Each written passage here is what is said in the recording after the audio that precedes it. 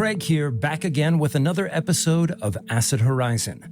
A few weeks ago, it was something of a risk on my part to bring into the fold what I thought to be a niche interest of mine, the music of Boards of Canada and their storied catalog, work known not only for its hauntological patina, but also for the often very intense narratives, themes, and archival material embedded within that work. The risk paid off, as it has become one of our more popular episodes in recent months, strengthening a convergence between people invested in our philosophical work and those who love some of the most haunting melodies and contemplative soundscapes of the past 2 or 3 decades. On this episode, we welcome back Jack Chuter and new friend Tonx, both very much in our lane and well-equipped to unpack what we think is happening on Board's new record, Inferno. For those of you here for our regular offerings and less so for Boards of Canada, we encourage you to parachute into the show notes and check out the discussion Emma Stam and I had with Madeline Lane McKinley on her book, Solidarity with Children. That said, Boards of Canada have much to say about the figure of the child and its relationship to time, trauma, religion, and the crises of our times. If you've been algorithmically deposited into our space by your love of Scottish electronica, welcome. There may be something else for you in our catalog. Among the many things Acid Horizon aspires to become is an assemblage of those who love thought, philosophy, and the politics of liberation. And perhaps you are one with a complicated relationship to the Academy. We are building a space with easy access to reading groups, an online course series that pays instructors well for their contributions to public philosophy, and a research commons supporting fellow researchers in producing public-facing work. Click our link tree in the show notes to see where you fit into all of this, and don't miss Vintagia, the creative tool I put together that nods to the work of the Sanderson brothers, and that's down in the show notes. All of it is in the show notes. Now, before we jump in, remember that the preparation for a dive is always a tense time.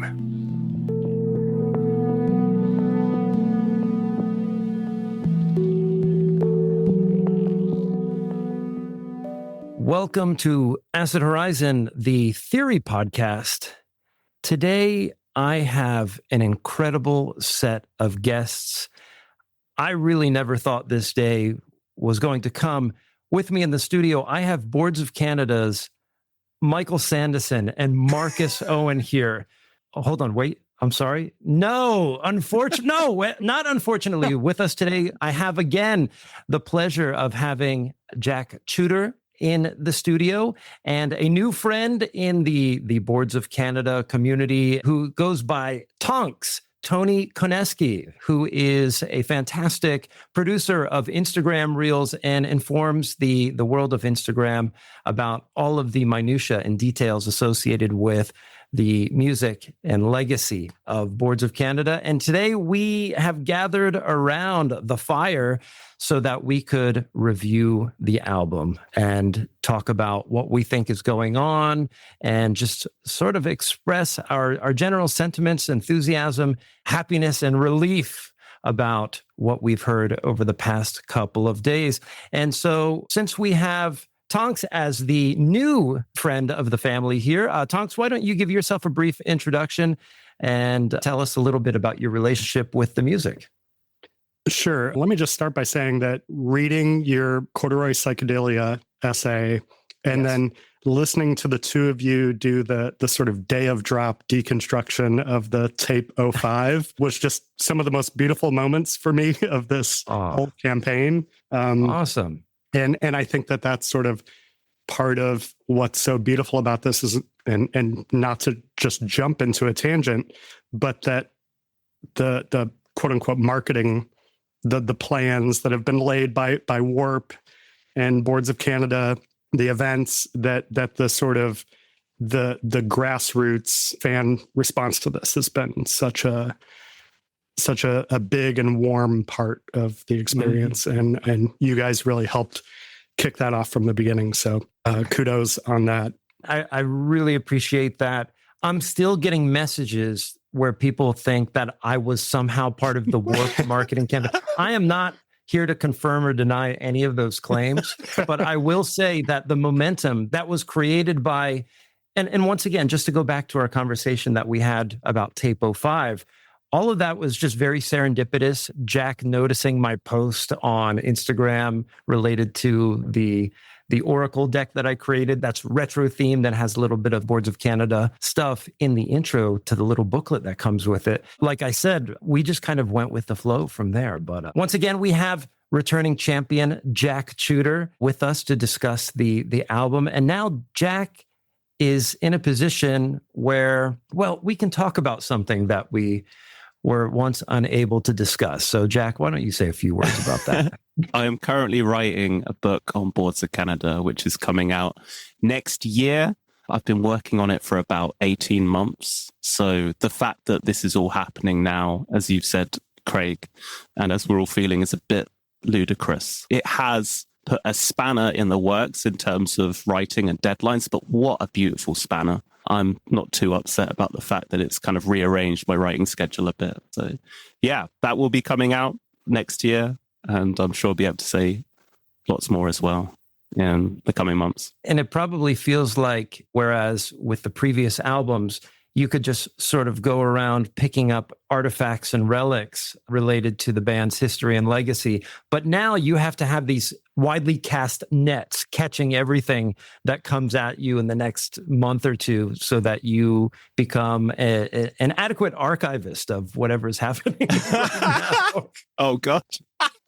Yeah, I think the thing that I've really noticed and that I really cherish is, I kind of underestimate as well, is just the fan community is incredible at already spreading their tendrils into the work and figuring stuff out and kind of mapping out and constellating the music as it's happening. I thought, I mean, there will obviously be like a gestation phase now going forward where people figure out the record and come to their own conclusions as to what it all means and how it all fits together. But already there's a lot of material that allows you to pull together some really interesting detailed pictures.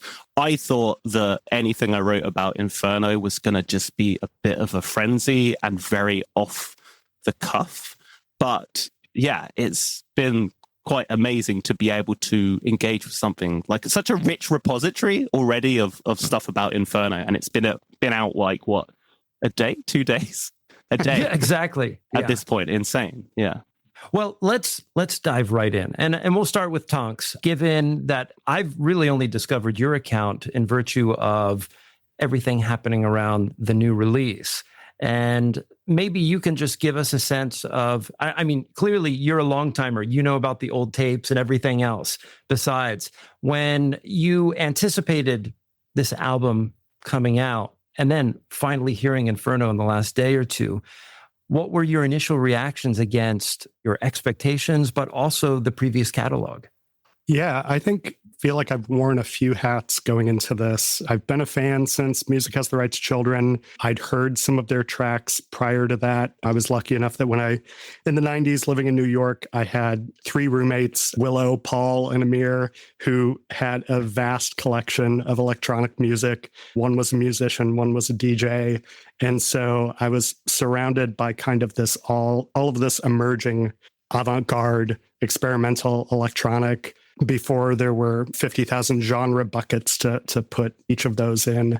And, it was always like, I would say from the moment that Music Has the Right to Children came out, it became the album that I've listened to the most repeatedly. And I think that that's something that even very casual Boards of Canada fans have as a universal touchstone. It can handle being stepped on 1,000 times in your ears and still give you the goods. And yeah, it was around the time of Tomorrow's Harvest when I had my ear to the ground and there were rumblings, and I was on the Twoism forum, and stuff was happening in Reddit, and there were the clues, the vinyl records, the whole teaser ARG campaign for that. And I happened to be the guy to show up at the Lake Dolores listening party first.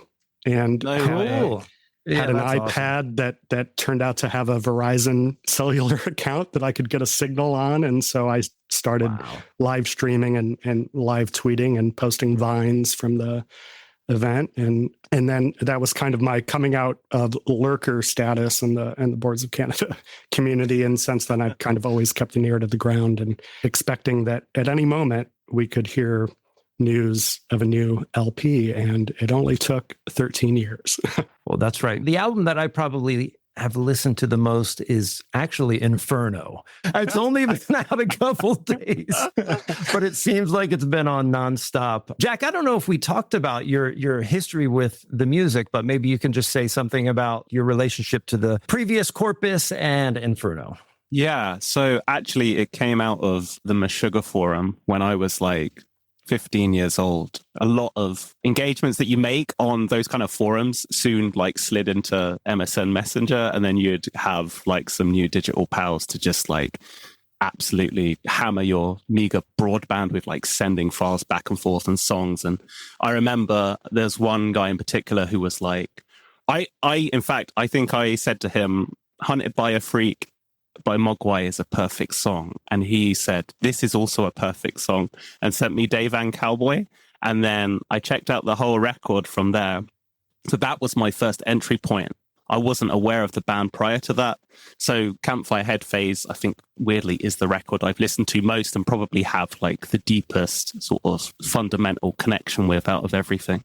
And then I just kind of gradually spilled out into the rest of their discography. And something that seemed to happen is that every summer, I think the temperature would just hit a specific degree, and I would just spend untold amounts of time walking around in my neighborhood listening to Boards of Canada. Something would click and then they would come back in again. And I think they were strangely like the most seasonally consistent band that I listened to. And that just continued really forever through until Tomorrow's Harvest and then onward. So yeah, they've been there since that moment. So what, 21 years now, they've been a big band for me. And I've always kind of flirted with the edges of the deeper layers of what's going on within their music, and had a sense that there was another layer that I wasn't accessing. And what's actually been wonderful with the book is that you never feel like that you're getting to the bottom. So yeah, that's been my introduction to the band prior to this point. Yeah, maybe just a few words about my connection to the music. In 2001 or 2002, I was living in Japan, and I had heard Music Has the Right to Children at a bar, but it was almost like the story of Percival and the Grail Castle. Like, I heard the whole record front to back, and I'm like, wow, this music is amazing, but I didn't think to ask anybody about the music. The DJ's right there, and just had an amazing time. And then at some point in 2003, I started playing around with beats and stuff like that. And just before I went back to the United States, I had showed a friend from the UK some music that I was working on, or some beats that I was tooling around with. And he had said, oh, you'd probably like Boards of Canada. And so one of the first things I did when I moved to LA was I discovered Amoeba Records. And I went right down there, and I think that was there it was. Music Has the Right to Children. I drove down to Little Tokyo after purchasing the record from Amoeba there in Hollywood, and I popped it in, and I was feeling particularly in a kind of like low ebb sort of, I still had some culture shock after having lived overseas, and I just put it in, and it just instantly recalled the record I had heard from the bar. I'm like, this is the music, and I need this right now. And then I think I drove back to Amoeba to pick up GeoGet. I think it was there. That's so cool. So I had to just like, okay, now I need everything, and the rest is history. So before I forget, it just occurred to me that everybody who's in this Zoom call right now also attended the Inferno Sessions. Yeah. So I need to hear about your experiences. We'll start with Jack. What did you find unique about it? Anything annoy you there? Or how did it sort of shape your encounter with the record? It was such a hot day in London. I remember that much. And I arrived really early. Like the session was at 3:30. And I think I was in London for like 11 because I was so scared that the trains were just not going to run or something, which isn't unfounded in England, to be honest. But so I remember just kind of biding my time and gradually getting, I don't know about you both, but quite kind of apprehensive, really, that I was about to break the seal on something that felt like it was holding a sort of inaccessible, intangible place in my head. So it was at this little venue called the Stone Nest, which was a tiny little theatre. And when we walked in, all the seats were arranged in a kind of square formation. And there was like seats on the floor and then seats up on the balcony and a hexagon shape in the middle, which was like a projector that was beaming up into like a circular spire in the roof. And as soon as we came in, we had a sound, which I'm sure that you both also heard as well, this kind of like low throbbing, this sort of like very subdued red lighting, which was nice. And then I started having conversations with people, which I think was one of my favorite things, because never in my life have I heard the sentence, "Have you heard the palindrome version?"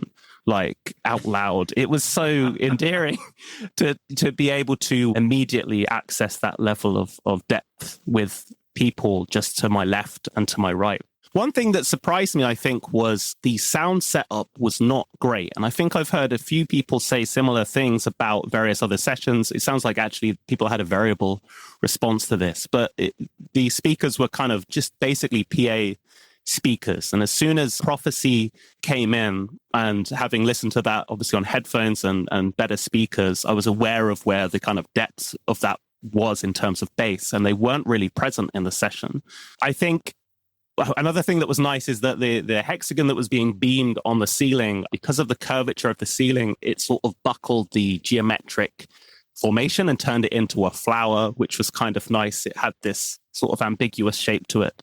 It was amazing. Everyone was really quiet, which was really nice. I know that sounds kind of obvious, but I was really pleased that they managed to generate an environment and a circumstance in which everyone felt that they needed to kind of heed the reverence of the event. And yeah, I really feel like that I was able to soak it in a way which has formulated like an incredibly vivid memory in my head. I think I was talking to you, Craig, about the bootleg that was going round, and I was being very principled to begin with, and I was like, I'm not going to listen to the bootleg. Like, I'm going to wait until I can christen myself with a high quality audio. And that lasted about 3 hours that evening, and then I cracked it open. But what was lovely is that immediately when I started listening, it teleported me back into that space, and I realized that I thought it was going to pass as a blur, and something about how that experience was done meant that it was just incredibly lucid in my head, and still is. It was really special, and I came kind of stumbling out of there thinking, oh, that's so much. I was excited because I couldn't really make sense of it in my head, but one thing that I did feel was just the sheer weight, the sheer mass of material that I knew I was going to be chewing through. It was a very dense record. That was the first impression I had. But yeah.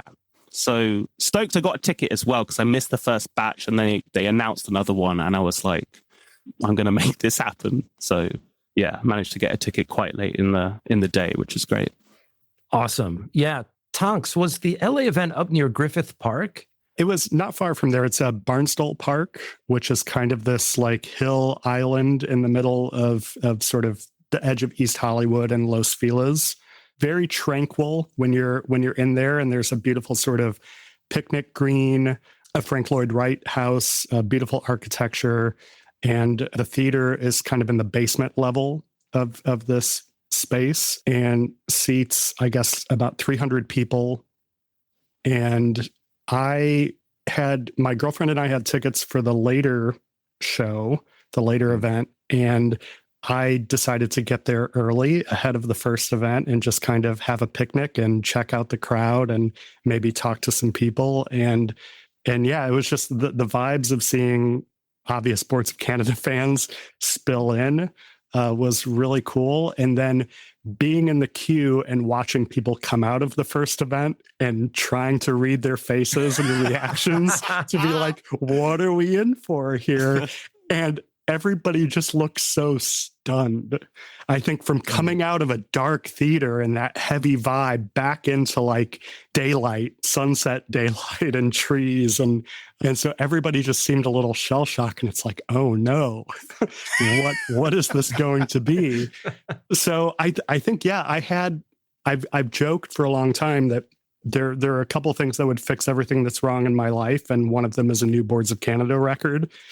And now that that's imminent, it's like, oh, can this possibly live up to these expectations? Is this going to be something that I live with in the same way that I've lived with their other records? Do they still have it? Is this what's the impetus behind them putting out a record after this long of a hiatus? So I think you sit down, the vibe in the crowd is great. The projections, everything is drawing you in. The drone sound was amazing. My girlfriend said it cured her migraine. So, so maybe there's some additional sonic wizardry that they're responsible for that we have yet to crack the code of. And you hear the opening, which, I mean, we can talk about because that's sort of exclusive at this point to the listening event, the interesting bit of spoken word. And then we hear Introit, we hear Prophecy at 1420 megahertz, which again, I think is, that same experience of kind of calibrating. Well, this is the sound. I'm seated to a place where the right side of the stereo field's going to be a little heavier, and the bass is going to be kind of muddy, and maybe some of the highs are missing, and you can kind of critique it from that level. But it did sort of calibrate of like, okay, this is what I'm going to get from the audio of this experience, and it's still beautiful and intense. And then you hit that third track, that moment of like the seal is broken, and you're hearing new Boards of Canada again for the first time, and just feel like you could feel the goosebumps in the room of everybody just kind of leaning a little forward in the chair and letting this hit them. And that's just, I mean, that's an awesome experience to have in a group and a crowd.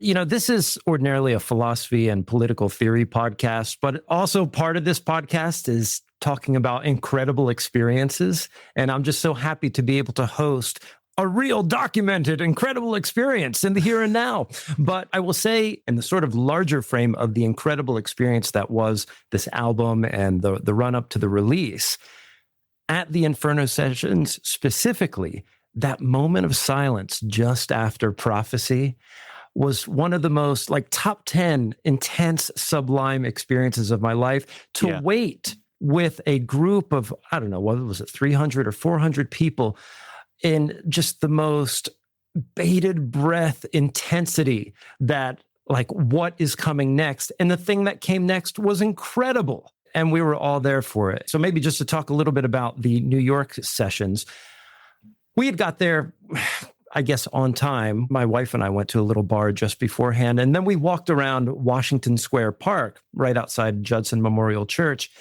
and we saw everything that you would see there. And it was just nice to see that, the sort of bohemian spirit of the 60s is still kind of there. And I remember seeing, I'm like, oh, look, I haven't seen those guys in a while. And it was Hare Krishnas. And it's like, oh, haven't heard them in a while.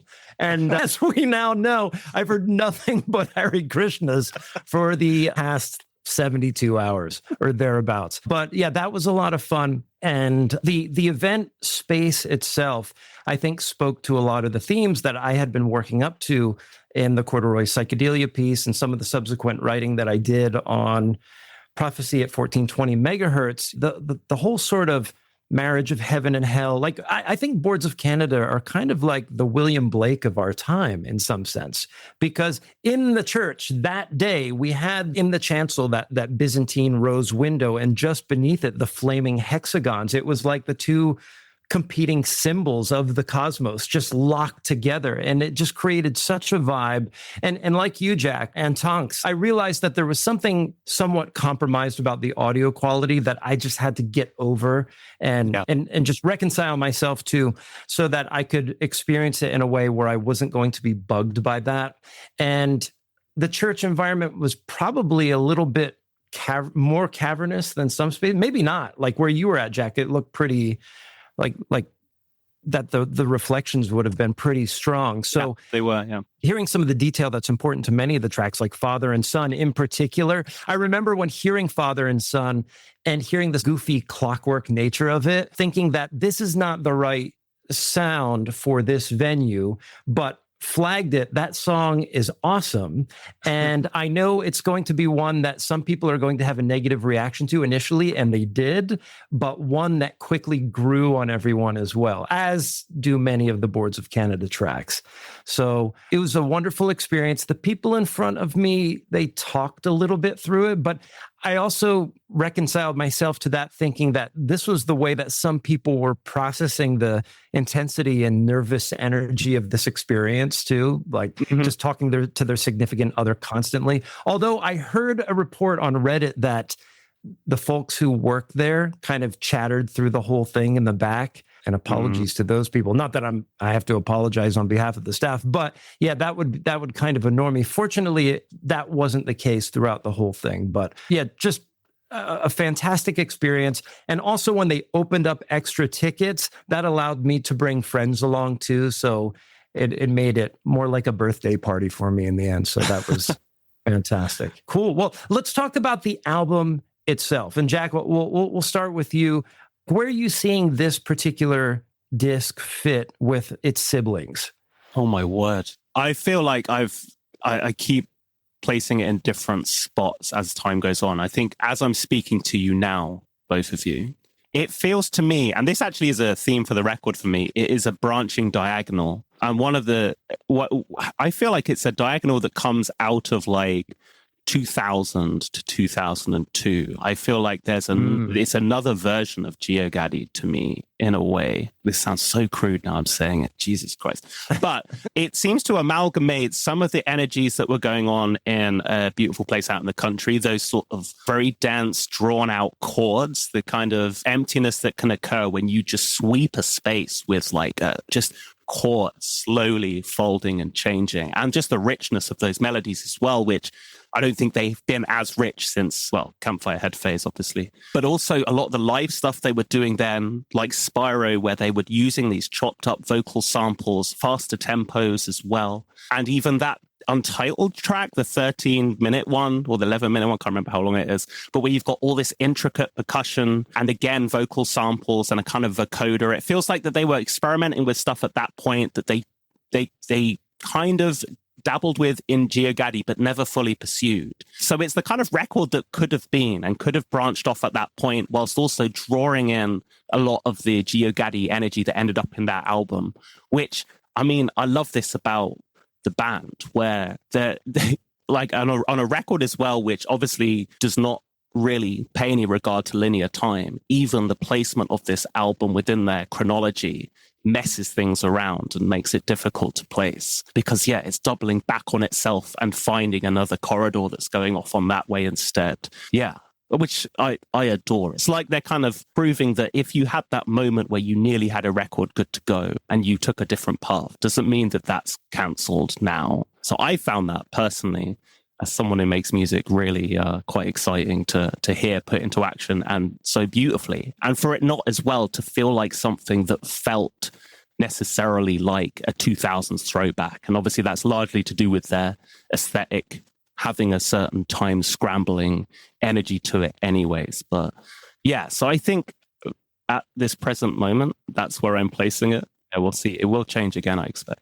Tonx, I guess the same question for you, but also what I'm wondering is when Tape 5 dropped and then Introit and Prophecy dropped, I mean, for me, those tracks were undeniable. They just stood on their own, and I was already primed to think like, it's all uphill from here.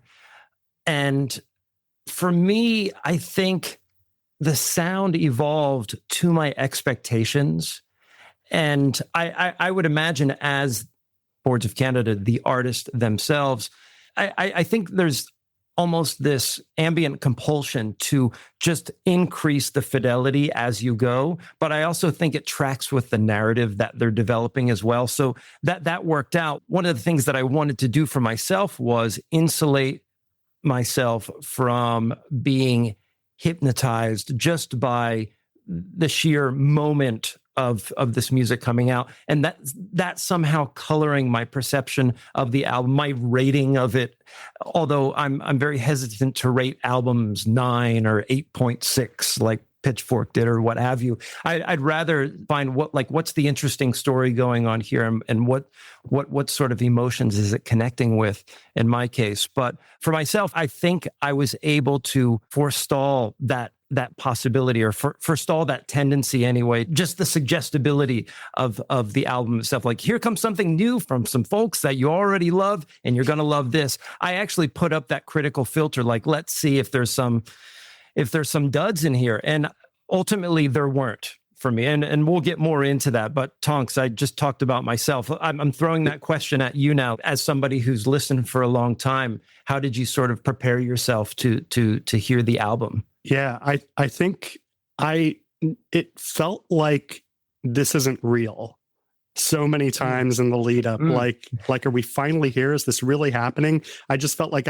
all the sort of anticipation could not unclench enough for me to get into a mode where I was ready for this. Like, I just could not possibly be ready for it. And yeah, I think if you stick the dipstick into my engine while the engine's running, you're going to get a different read every time. I think part of to just kind of look at it from a higher altitude, that Boards of Canada spawns a lot of imitators. People will find a genre umbrella and tell you that there's these dozen or 50 or 100 other artists that are doing the same sort of thing. And this album, to me in particular, I mean, I think all of their records, but this one, the acoustic space of it, the stereo field, the mix, whatever that sort of dimensionality of their sonic landscape is, this felt like they're showing off. They're letting everybody know that they're going places that other artists just don't touch, that they're craftsmen and everyone else is making IKEA furniture. Sorry, IKEA. Not and sponsored I think by IKEA. Yeah. There are some people for whom a table is a table, and they're like, oh, hey, you like Rembrandt paintings of dudes' faces standing still? Great. Here's a bunch of other paintings of faces, and that all fits in the same bucket. And I think the sort of eclecticism and the variety of tracks here just kind of underlines that, no one else is kind of painting with the palette that these guys have. And so I think this record, love it or hate it, and I think it would be very hard for somebody who likes Boards of Canada at all to dislike this record in the least. I think it's a statement of just kind of how good they are at their craft in every dimension. It feels a lot like a samurai cut, a draw of the blade, and you don't even know that you're dead until like 2 seconds after, because, like you're saying, Tonx, I think they knew exactly where they needed to be sonically. Like I said in my review of the band, we exist in a cultural milieu now where retro culture, retromania, Instagram filters, Stranger Things, cassette revivalism, all of that is just so ubiquitous. They know that they have to come out against that to a certain extent, but use some of the tools of that as a critique of that. So all of that grit and fur and everything else, it's all there in some measure, but it's executed, as I tried to say in my review, with an acumen and sense of precision that I think is just undeniable. If you listen to the record earnestly, that's exactly what they attempted to do. And then to be able to fold all that together with the narrative elements and the story that they're trying to tell, that's very hard. And maybe that takes 13 years, right? So, yeah. It's funny. I've had a few people say to me who've been kind of like Boards of Canada fans. They're not like obsessed, but they enjoy their music and they dip in and out of their records. A few of them have said, I don't really kind of get the mass frenzy over this. I don't understand. And I've said to them, I mean, I also don't really comprehend what's going on. I am so deep in the whirlpool that I can't really get a clear reading of whether I think this music is exceptional or not. All I know is that the whirlpool is really inviting, and it's something which I haven't been able to get out of. So it almost feels kind of irrelevant for my own personal engagement with it as to whether or not they've made a great record. It sort of just feels like an event that I absolutely need to try and understand and make sense of. But it's fucking great as well.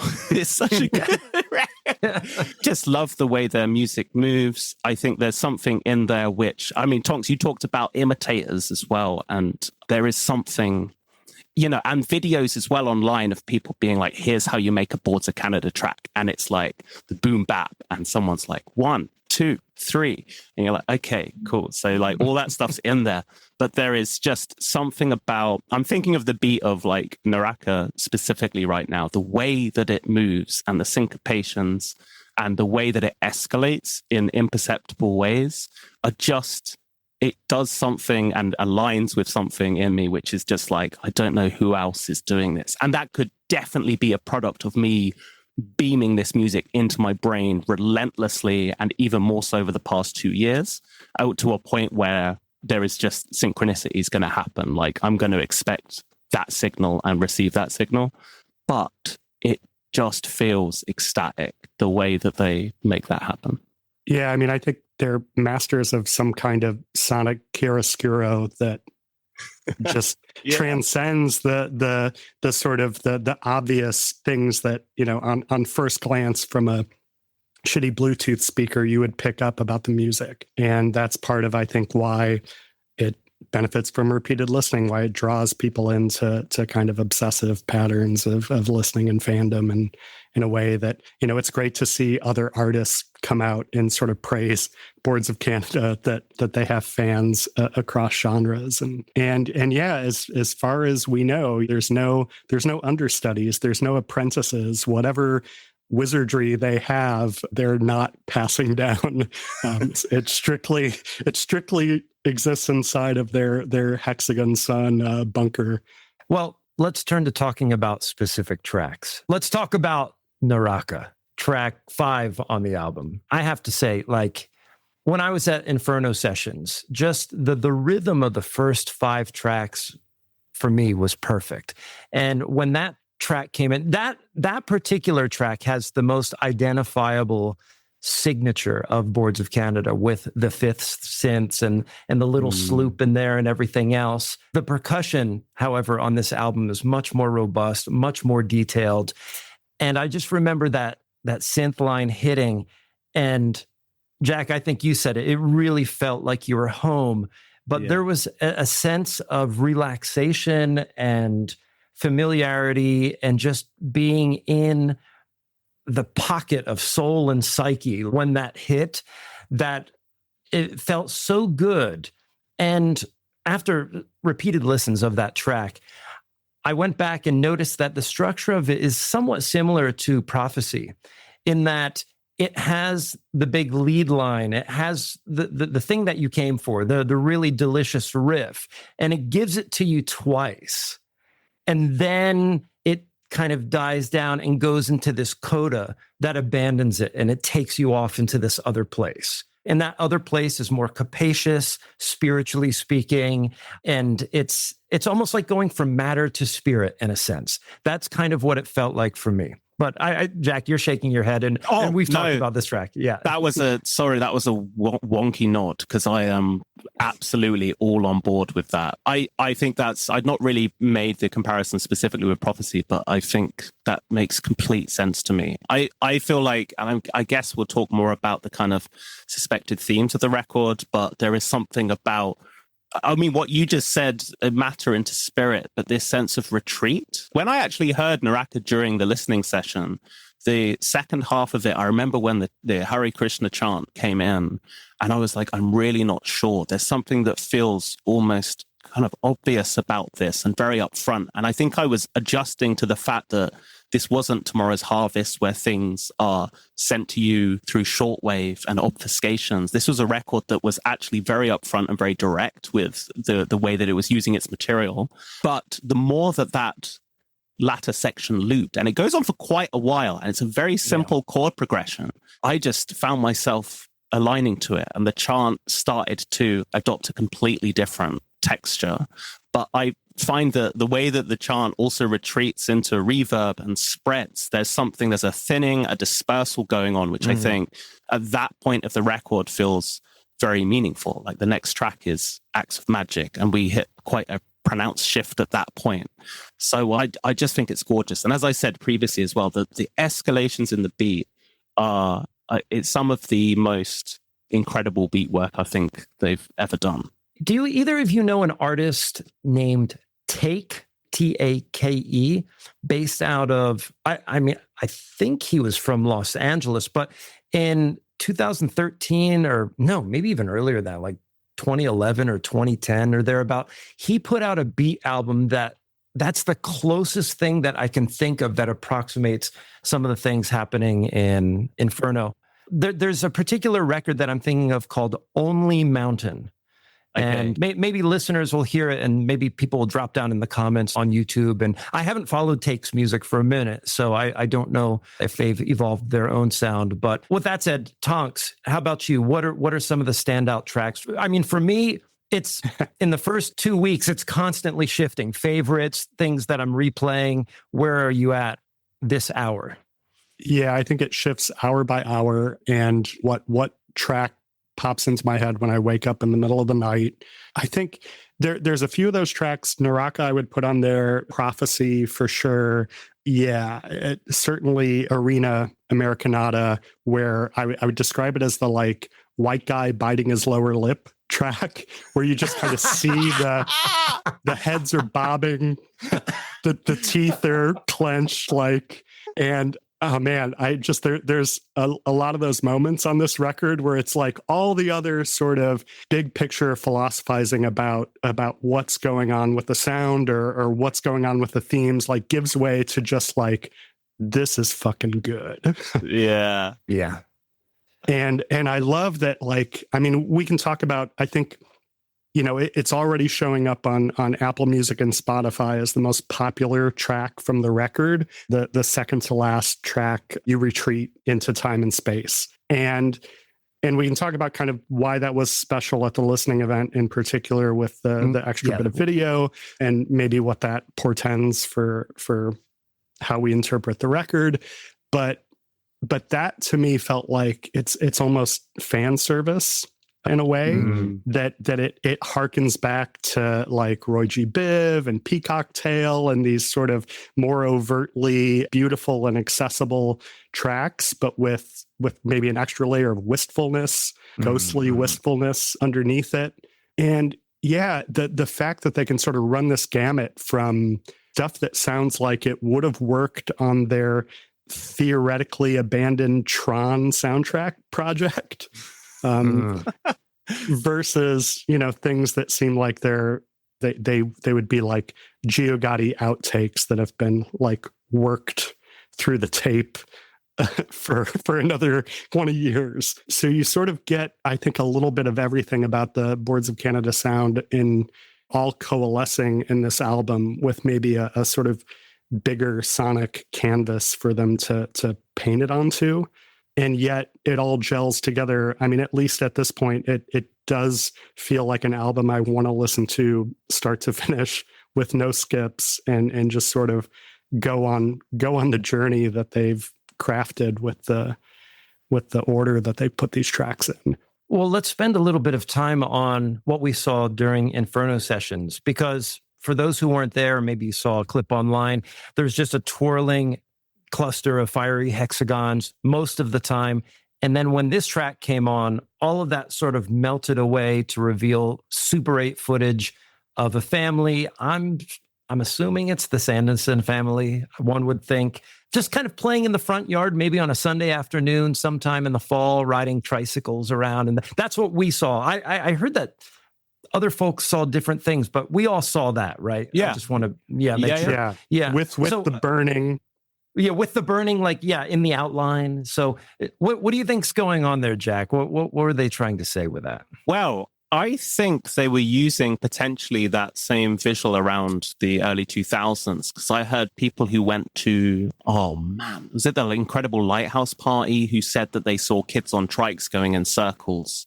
It feels to me like that in that point of the record is the point where they blow open the walls of the present completely and are sort of floating above themselves as like an entire career and the world generally, and are able to just kind of at will float between these like nostalgic visions. But I think what I find really kind of difficult about that track and quite tragic is it's so gorgeous, and you've got the funk guitars, you've got the chimes which kind of feel like turquoise hexagon sun, you've got the beat as well, which is very light and like relaxed and very unchallenging in a way which feels exactly perfect. And then you have this foghorn blast like ripping through, which I saw you mention in your like review. Your review was wicked, by the way, Craig. It's so good for the choirs. But yes, this foghorn blast that comes in, and I found myself now bracing for it when I listen because I know it's coming. It also arrives with a kind of minor chord that exists within that progression, which just augments the sense of utopia a little bit. It just feels to me like there is an element of that track that also can't let go of a kind of mourning or a loss. Like you go through the journey of Inferno, and it really feels like you're passing through something which is really chaotic and disastrous. Maybe I'll mention this here. I think basically that the collapse that's referenced in Tomorrow's Harvest, I think is also present on this record. And there's a sound at the end of Blood in the Labyrinth, which is, I think, pretty much the same sound or the same texture, at least, as Collapse, the kind of weird sort of muffled voices pushing through the shortwave, as if we are intersecting that same midpoint from a different angle and through the prism of spirituality rather than necessarily like that aerial geopolitical perspective. So yeah, we're going through this massive collapse. Also in Choit, I think as well, is like an alternate version of that collapse riff. So I think there's lots of little different things which are going on.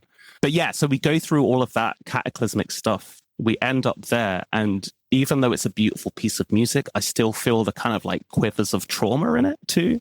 Yeah. It's gorgeous. But like everything they do is also like, it haunts you as well. It's seldom that they give you something and say, this is just for nice times. There's always a tang. Yeah, the first 2 minutes and 30 seconds, or I think it's like 3 minutes and 15 seconds before we hear the beat on that track. I remember hearing that track come in at Inferno Sessions, and the immediate reflex that I had was, this is going to be the most emotional piece of music that you're going to have to deal with for the next 3 months of your life. And it's going to transform you on successive listens. And so I had to like sort of insert that shield against all of its powers, or at least filter some of it in the moment that I heard it. And then of course it ends up being this thing with the Super 8 footage and the tricycles. I'm like, man, they're really laying it on thick, aren't they? But hearing it, it has a really sort of elegiac kind of, I'm going to say it. This is the song that a lot of Boards of Canada fans will have played at their funeral. You know? Yeah, absolutely. And with the remaining 2 minutes of the track, thinking of that particular track as a eulogy, let's think of it that way for a moment. It's the eulogy for a beautiful life, like a really beautiful life. There is something has come to pass. Something has been traumatic, but something has been absolutely gorgeous regardless. But also that ominous synth coming in.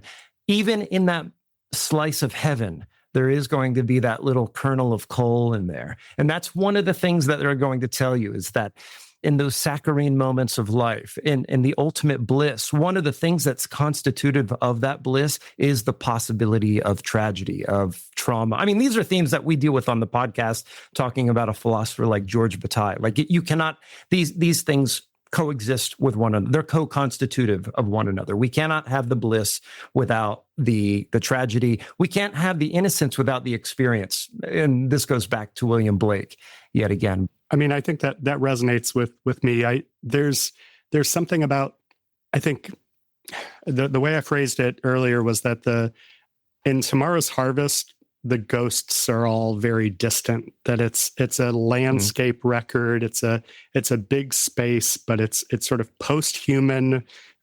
Some tragedy has happened. The people are gone. You're just hearing the whispers, the sort of echoes of what was there before. And this feels much more like the ghosts are here in the room with you, that it has an intimacy, that it's familial, it's personal in a way that wasn't as present on Tomorrow's Harvest. And I think, yeah, the obvious themes about loss and memory and maybe dementia and a bit of like that caretaker vibe that's coming through in some of the tracks. I think there's something here that's personal, and I suspect, there's probably lots of speculation you could do about their choosing not to do interviews for this album. And I think part of that is that the questions that you would want to ask if you had the opportunity would end up being very personal, I think, because these are such sort of expressive and almost slightly tragic pieces. And I also think something I wanted to say about this, and help me if I can't articulate it fully, but with their previous records, they've given, I think they have a reputation for, they don't give interviews, they're not seen, they're very reclusive, but, in the archive, and I think both of you recognize this, they've said a lot about their process, about their themes, how they work. With Gio Gotti, there were interviews that suggested that partially finishing the record was a response to 9/11 and that things got darker. And I think that colored the way a lot of early reviews framed the record. Our friend Eric Davis reviewed Music Has the Right to Children for the Village Voice in 1998 and talked about nostalgia. And I think that sort of stuck for that record for a long time as being the sort of the key word for understanding the appeal of it. With the Campfire Head phase, they gave interviews kind of expressing concern that their fans might not be along for the ride for the amount of guitars that they put in the record. And that's all anybody talked about when they talked about the record subsequently. And then with Tomorrow's Harvest, they gave an interview, I don't know if it was the New York Times or the Guardian, where they said, we've become more nihilistic over the years. And sure enough, nihilism is the catch-all umbrella for the way most early reviewers and even some fans approach the record, I think kind of unfairly. And here, I think more so than in the past, they're letting, the music and I think the album art and the campaign and all these other signifiers speak for the record and not sort of poisoning the well too much by suggesting to people overtly how they should interpret the music. And I feel like even in this conversation, I want to be very cautious to people that are listening to this to not sort of incept too much into how people are going to interpret the music. I mean, that's sort of the purpose of what we're doing here. But I think that they've always had kind of a big acoustic space in the McLuhan sense for you to sort of have some ability to get sonically cognitive about how what you're going to project into the vast space of their music. This makes me want to have a little fantasy about the album all over again, which is, think about Prophecy at 1420 megahertz. So this is the voice of God, fully refulgent, vocodered out, and he's saying nothingness, the absolute truth, right? Spoken as explicitly as one could possibly speak something, but in one manner of thinking, is that the way that God works? Does God speak that way? And then when we get to You Retreat in Time and Space, it has an elegance and a fragility to it that requires none of that. None of God's grandstanding happens there. And so It makes one think, right? The record starts with kind of father and son and prophecy, where you have this sort of authority figures, voice of God being reacted against. And then you go through a birth experience, and then the end is, memory loss and death and timeless platonic space of memory and experience. And I think that there's something beautifully poetic about the journey from that beginning to kind of where we land at the end. Yeah, I think I've been thinking today about how Introit feels like a microcosm of the record's trajectory. So the way that I've kind of am currently feeling about the album structure, and this is very much riffing on, I think, what you've both just said, this idea of the first half of the album feels like it's expressing this era of divine hierarchy. And I think a lot of that comes out of the lecture that's at the basis of prophecy, where, my gosh, Craig, what's the guy's name? Syed Hossein Nasr. Thank you. It talks about the idea of consciousness being kind of abolished from our cosmology, this idea that we are left with nothing really between this divine that's held aloft and then us down on planet Earth. And that leads to this feeling of alienation. I feel like the record sort of in the first half introduces this idea of hierarchy. You have that father and son thing where it's like, the samples are a father trying to understand why his son has abandoned him basically for faith and is prioritizing this higher being above any kind of kinship with his family. And Nasser talks about basically the abolishment of consciousness from things and from connections with the world we're on is kind of like kicking the ladder away and just making it so that we have no route through to that kind of upper place. And so I feel like the record then progresses into, I mean, you have these Crowley references, right? Where it feels like we shift at a certain point into a new eon, which is driven by true will. And I'm just getting into this stage of sort of trying to suss out where this all fits into the picture. But basically the re-imbuing of life with consciousness and connection. And I feel like the latter half of the record is the absolute pinnacle of everything being reconnected, which is why we end on that kind of blissful, you retreat in time and space. Everything is sort of just like suddenly connected by this amniotic sort of layer. And what I love about Introit is that you have, like I say, the kind of arpeggiator which resembles collapse. And I feel like is almost like a sweeter kindred spirit to that state of collapse. Because Nasser also talks about the fact that we need like some kind of shake up. We need to be bitten in order to like wake up and emerge into this new age. So you have that collapse at the start. Then you have a synth that builds like a little stairway going up and then a teleportation sound right at the end. And for me, that feels like an encapsulation of the entire record's trajectory, at least the second half onwards. In French, they call that the mise en abîme, right? It's the little shield in the big shield. So that's an interesting way to think about Introit. I think that raises a question also about the album artwork. And I think a theme that we would be remiss if we did not address, which is children. Because so many children appear in the artwork with their eyes without irises or pupils, alongside these ominous figures of religion or religiosity, against what we were talking about with hierarchy and so forth. And I like that you used the descriptor amniotic to describe the latter half of the album. It's almost like a kind of uterine regression. And I think we talked about this on Instagram. I think I borrowed amniotic. Yeah, that's exactly where I've got that word from. It's absorbing it from you, Craig. Yeah, there certainly is something to that. We just did an episode on a book called Solidarity with Children on the other podcast that we do, Left Hand. And maybe just to borrow something from that, we talk in terms in the world of post-Marxism and post-structuralism and everything else that we do on the podcast in terms of material conditions and the fictions by which we structure our lives and so forth. There's a way of thinking about adulthood and childhood as being socially constructed, that we've created this rift in the continuum of our lives that has negative impacts for both sides of the divide. And I think something that's happening not only in Inferno, but I would argue within the whole corpus of Boards of Canada has something to do with dissolving that rift. They've said themselves that they are the puer eternices. They are the eternal children, that their music comes from this place of not abandoning childhood. And I mean, when I think about religion, I often think about the impacts of religion on children. I mean, I didn't have this necessarily in my own life.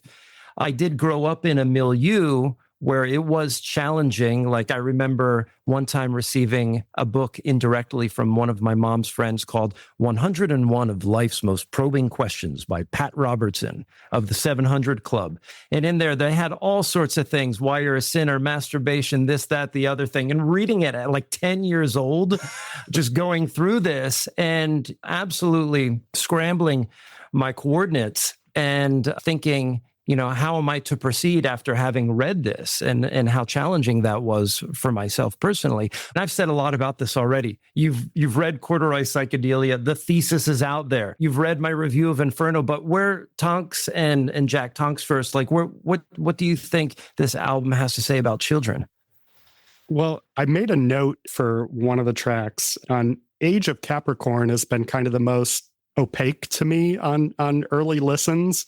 But so I went on Genius to like look at the quote unquote lyrics and what it was sourced from. And you've got this bit at the beginning with the letters, which is an interpretation of Nostradamus about is Osama, who's the Antichrist. And then that moves into this sort of 80s televangelism bit.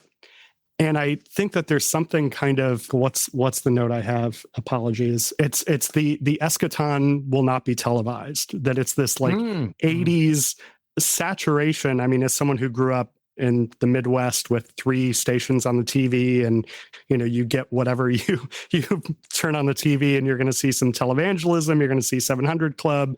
Like you don't have a lot of options. If you're lucky, you're going to have Sesame Street. But that sort of environment of kind of the cultural paternalism of sort of American devout Christianity and the vibe of that and the sort of the eschatological frame of so much of it. And I think that gets into kind of this sense of, not necessarily child abuse, but of this sort of cultural weight that's put on children about how they view the universe and their place in it. And, this album kind of puts you into maybe a subjective frame of what it feels like to be underneath that weight and finding space inside of it and through it up to the point of your dematerialization or death or dementia or whatever's happening as we get close to the end of this record. That makes me think too, in view of this episode that we just did, there's so much that we pawn off onto the figure of the child that we don't take responsibility for as adults. I mean, for one thing, just the joys of being a child, and that when we let loose, it's becoming a child again. And perhaps we indict ourselves for doing so. But not only that, from the Corduroy Psychedelia piece, from Twilight Zone, the movie, where the young boy has absolute control and command over his family. And he's structured a life of pure hedonistic pleasure, cartoons all the time, ice cream 24/7. And if any of the adults are out of order, he banishes them to the cornfield. And what I find interesting about that is that's what adults do. That's not what the child does, that it is the adult who thinks in the sort of punitive frame. But well, that's it. Jack, I'll let you take a stab at it. Yeah, for sure. I feel like I'm basically going to reiterate what you both said because I think I agree with all of it. But yeah, there's so much porosity between sort of political systems and parenting in the sense that I think it's very possible to approach parenting with a more like a socialist or a less of a hierarchical perspective. And in fact, before I had my son, I read a book called Unconditional Love, which I think in the writing of it, you could tell that the writer felt like they were pushing back against a lot of orthodoxy and were going to get a lot of shit from it. But this idea that you don't need to have this system of reward, which basically trains the child for a world of capital, and the fact that you are in a constant state of precarity, love can actually be a foundation that you have as default. To kind of then pull that into Boards of Canada, I think of that track from One Source, All Things Depend, the Japanese bonus track on Geogadi, where it's children reciting their thoughts on God. And some of them sound quite young from the tone of their voice. And I feel like that the band are always interested in how we end up constructing our ideologies or how they're constructed for us. And I feel like the kind of point of that track was like, this is what you're up against. And this is similar to what you've both said. But from very early age, you are kind of told that this is how it is. And you've got to kind of try and emancipate yourself from that point onwards. And I also as well, yeah, Craig, you mentioned the fact that they never grew up, or they feel like they're still children. They also have this lovely phrase where they're like, they feel like that us as children are still there somewhere. And we try to make music for the place where those children still exist. So there's a sense that they're trying to cultivate a way to subvert the linear conception of time, to break through and to rediscover ourselves as children prior to any indoctrination at a point of boundless kind of psychedelic imaginative power. That's what they want us to get to before all the bad shit starts being funneled into our lugs. All right. Well, as we head towards wrapping up this discussion, what are some sleeper tracks that we shouldn't avoid on Inferno? I mean, everybody's talking about some of the ones that we've talked about, but what's one that we haven't mentioned that has really captured your imagination? Yeah, I'll jump in. I think there's a transition between Deep Time and All Reason Departs that is interesting to me, and that they really sort of meld together. It's like with Deep Time, we have this sort of grandiose glimpse of the world, the universe, of everything. And then it goes into this kind of Great War headspace. And then it sort of transitions into All Reason Departs, like I call it like psychedelic spy music, like kind of slinky James Bond, like, oh, we're on an operation here. Something is shifted. And yeah, I think there's kind of this like new seeds thumpiness that picks up as we move forward, that, yeah, feels like an interesting high energy transition moment before we get into kind of our arena rock headspace with Arena Americana, which sounds like, somebody gave Vangelis a stadium.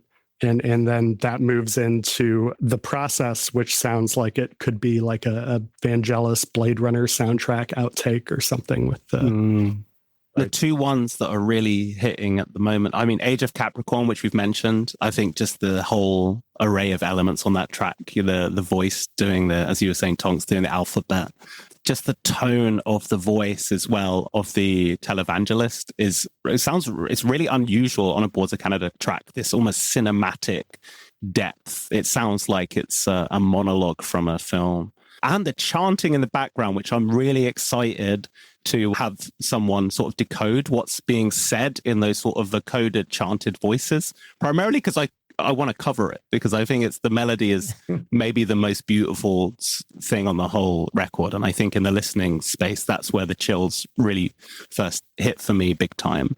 The other one is Blood in the Labyrinth. I think it's the one where really the chills just completely flooded me. They have, you have to begin with that beat that comes in over a muffled kind of choral sound, and these minor chords that they do where they never kind of break from minor, and you realize why other musicians do break from minor, because it gives you a kind of reprieve from those weird parallel lines that make you feel kind of uncomfortable. And then when the sitar breaks in, it is so crisp and lucid and hits me in the same way that just like a rock song does. I wasn't expecting anything that clear. And again, the progression is gorgeous. The voices on it as well, which, having looked into the samples and people talking about the kind of horrific sort of confessionals, having taken PHP from that documentary, that the voices have been slowed and garbled. For me, it's like the darkest, most haunting track on the record, but it's the one that I keep coming back to most. And I'm going to stop there because I'm just going to list every track on the album. I think maybe what I'll do is just talk about, I often think about an album in terms of its little moments, We've already talked about one with You Retreat in Time and Space with that ominous synth sort of like bursting in, but also on Naraka, just I love after the first, can we even call it a chorus? But just the breaking down to the ride cymbal and that little clap just before the synth comes in. I love the detail. And from a music producer standpoint, just thinking how the clap is perfect, just dialed in right to the right timbre and chef's kiss. Also, a track that really struck me at the venue, but I haven't picked up in the home listening, is Somewhere Right Now in the Future. And it appeared back on my radar today, and that's one that I think I will be diving into a little bit more. But also, too, during memory death, first of all, like just hearing the medical equipment is, there's just something absolutely terrifying about that. And the sparkle and crystalline quality of that vocal that comes in is just magic. Just things that I've been thinking about all day long when not actually listening to the music. So maybe with that said, one last little riff. The final track on the album is I Saw Through Platonia, and it's just a heartbeat over muted ambience. I say it's just that, but what do you think the message is there? Especially with like what we heard and saw against You Retreat in Time and Space. Are they saying goodbye to us? What is the heartbeat really trying to communicate, Jack? Oh no. I think your review was really good, and is, again, I think sort of now been holding to my own thoughts about that. I think, I don't know. I feel like there's something about, returning to something very fundamental at that point of the record. What I was surprised at, actually, having listened to it during the listening session, is when you hear it on like good speakers or headphones, there's loads of little pockets of stuff protruding through and little other melodies that are going on, where I thought it was just like one big plume of sound. I'm still trying to wrap my head around it. I mean, what I think is really astonishing is how the album ends so abruptly, like more abruptly than any other record they've had, where you have almost like a modem drone. And I'm wondering whether that is in some sense a sort of reconnection with the drones at the start of the record, whether we're kind of returning there, but it's a very different sound, so maybe not. I don't know. I'm still really trying to get my head around it, and I think the heartbeat is what you wrote about it, Craig. I think is the thing that makes the most sense to me, for sure. And I'll pop the link to the Quietus review in the show notes for those who want to read it. Yeah, Tonx, what about you?